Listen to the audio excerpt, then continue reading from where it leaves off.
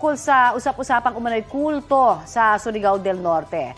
Eksklusibong ikunento sa GMA Integrated News ng ilan pong dating miyembro ang mga umano'y pang-aabuso sa loob ng komunidad ng Socorro Bayanihan Services. Itinanggi naman ng leader ng grupo na si J. Renz Kilario alias Senyor Aguila ang mga ibinibintang sa kanila. Balitang hatid do sa atin yan ni Chino Gaston. Nagsasayawang dancers, nagpapalakpak ang mga tao, mga batang kumakanta at tumutugtog ng instrumento.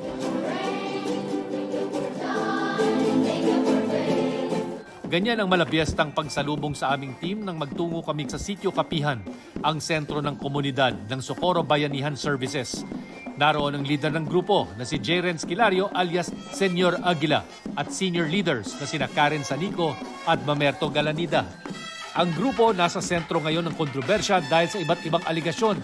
Una, ang pang-aabuso umano sa mga menor de edad at sa pilitang pagkakasal sa mga miyembro nito. Inilahad yan ng ilang dating miyembro ng grupo ng makapanayam ng GMA Integrated News.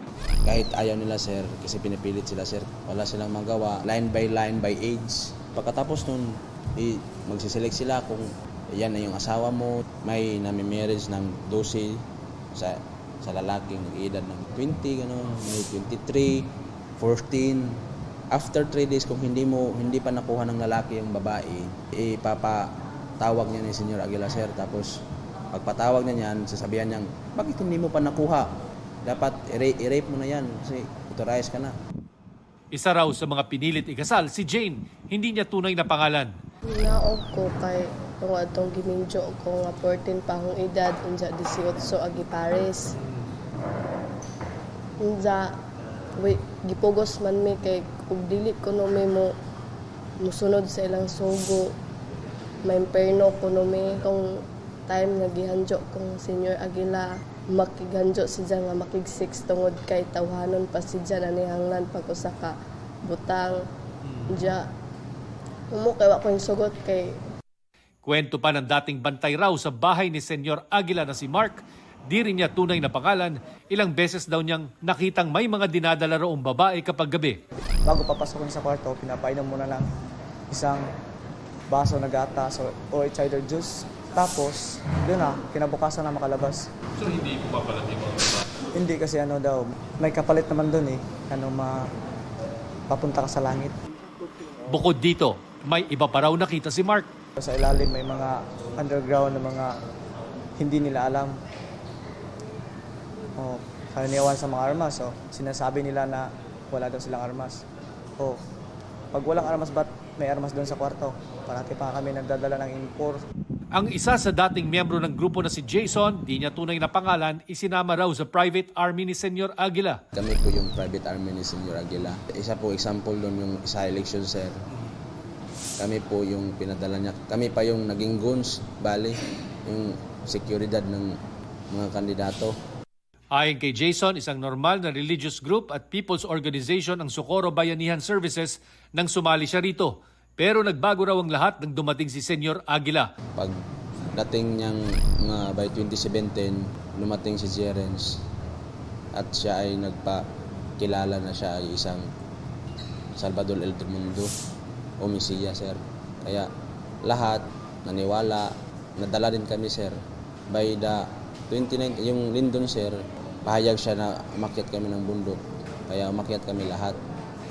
Sabi pa raw noon ni Senyor Aguila, Ay darating na solar eclipse, magdidilim ang buong mundo, yung lulubog, yung Siargao. Pero hindi. Tapos by 2022, sir, ay magsisimula na daw yung digmaan. Dahil daw may mga anting-anting kami, yung kwintas namin. Dahil doon hindi kami matatablan.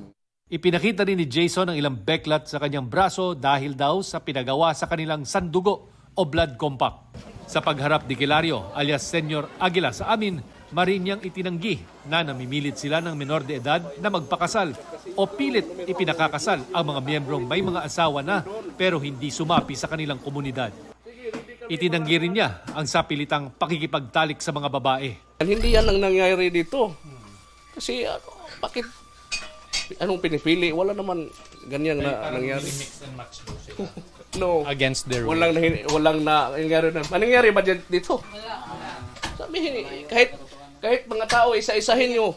Itinanggi naman ni Sanico na sangkot ng komunidad sa ilegal na droga at sa aligasyong marami silang baril. So binigyan tayo ng pagkakataon na makapasok dito sa komunidad ng Kapihan at ito nga yung tinatawag na White House. Pinapasok din tayo para makita natin kung ano ba talaga. Meron ba talagang mga kontrabanda dito at mas importante kung pagawaan ba talaga ito ng illegal na droga. Eh wala sir, tingnan mo yung sinabi na doon sa ilalim daw, sa basement. Oh. Basement. Ano ba yung basement? Tingnan mo sir, mahirapan tayong kami nga sobrang sikip oh. Tingnan mo sir kung merong kuan, yung linya lang ng safety tank. Kung makita natin, wala talaga. Sinabi nila na White House, hindi nga ito white gray house ito. Paano maging White House? Si Glazy Angel Digamon, isa sa halos 150 guro na sumama sa grupo noong 2019. Itinanggi na ipinagbabawalang mag-aral ang mga bata. Sa pandemic, isa din yung naging reason kaya parang natigil yung access namin sa education. But that doesn't stop our parents, lalo na kami, kasi nga alam namin na magturo talaga yung... Meron ding mga iba na nagmo-module. Handa raw ang liderato ng Socorro Bayanihan Services na humarap sa anumang investigasyon. Mula sa Surigao del Norte kung saan nakabase po ang Socorro Bayanihan Services, pinalilipat ng Justice Department sa Metro Manila ang pagdinig po sa mga reklamong kinakaharap ni J. Renz Kilario alias Senyor Aguila at ng 12 iba pa.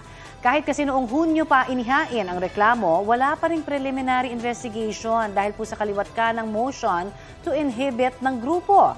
Ayon sa Justice Department, mas may independent panel o prosecutor sa Metro Manila na natututok po sa kaso objectively. Hindi raw bababa sa 50 bata ang biktima sa patong-patong na reklamo laban sa grupo. Bukod sa investigasyon ng NBI, bubuo ng task group ang DOJ kasama ang DSWD para pangalagaan ang mga biktima.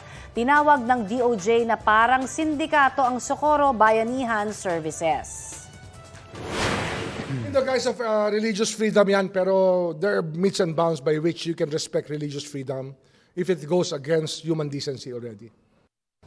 Balita ko, may tututukan kayo tuwing 11 a.m. sa GTV. Alamin ang mahalagang balita at impormasyong dapat nyong malaman sa Balita Ko tuwing Lunes hanggang Biyernes. Mag-subscribe din sa GMA Integrated News sa YouTube. Sa mga kapuso abroad, maaari po kaming masubaybayan sa GMA Pinoy TV at www.gmanews.tv.